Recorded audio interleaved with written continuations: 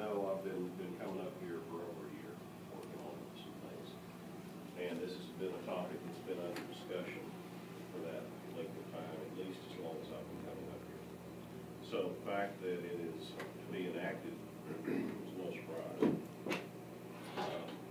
And I will say, speaking for myself, that I have no problem with impact fees. I recognize the impacts that are being made on the city of Sidney, and I have no problem paying them.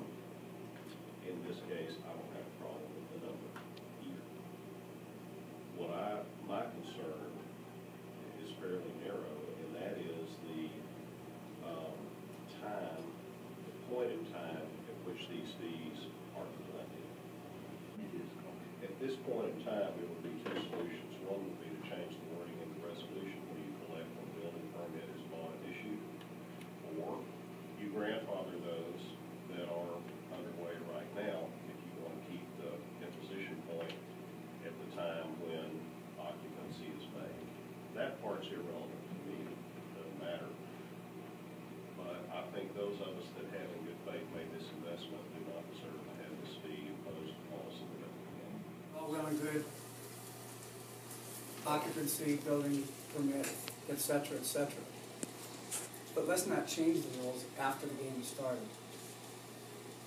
And in a sense, that's what's happening.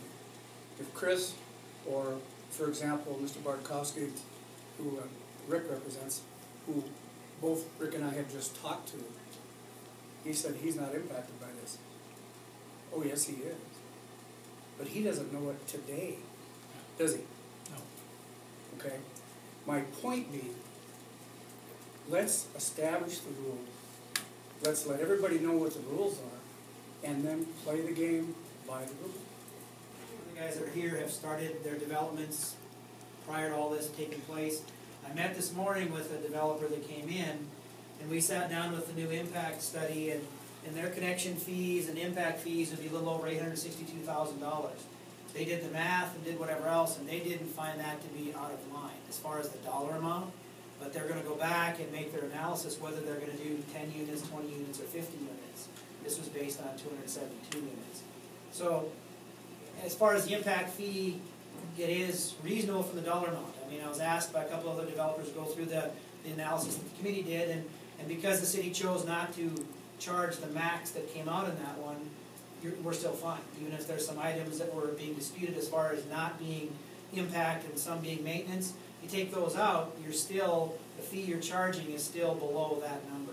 So as far as the dollar amount and the fairness going forward, as Mr. Jones said, those guys can look at it and make a decision. It's some of those that were going along now that made a lot of capital improvements that all of a sudden have their financing set up, and this could be an issue. The city was kind of in the same position you were, Chris. Things were held up, things were held up, things were held up. The city, and you recall, there was discussions with you, what can we do about impact fees, and can we work out something? And then it was pretty much determined, my analysis, and then another attorney looked at it too, that no, we have to follow the rules, we got to follow the statutes. Right. Well, so the city was hung up just as you were, and it took several months before we could get this thing together, and it just is a time factor. And so I would really question the timing of the impact fees and stuff, and I understand that maybe they need to be there. If we have a little bit of a track record of some success, and if things had gone pretty well, I feel like we could stomach it a lot better.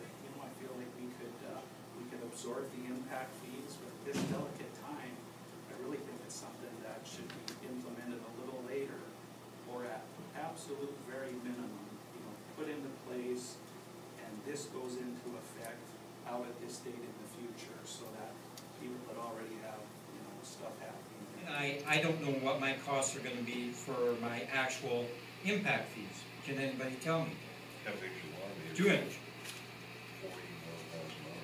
So I have a $41,000 bill that I'm sitting on the same situation that these gentlemen are, that my funding is in place. I did not plan for an additional $41,000. And as we all know, you just don't go in and say, okay, Mr. Banker, we need another $41,000. So what I am asking for if we can build a small percentage into the cost of our operations and repay you over the course of the next 10 years, that would reduce the amount of, one thing, complaining that you're going to get on our end, and the impact it does have on us, on the operation of our business. We just need to figure out what the best plan is for everybody involved in this.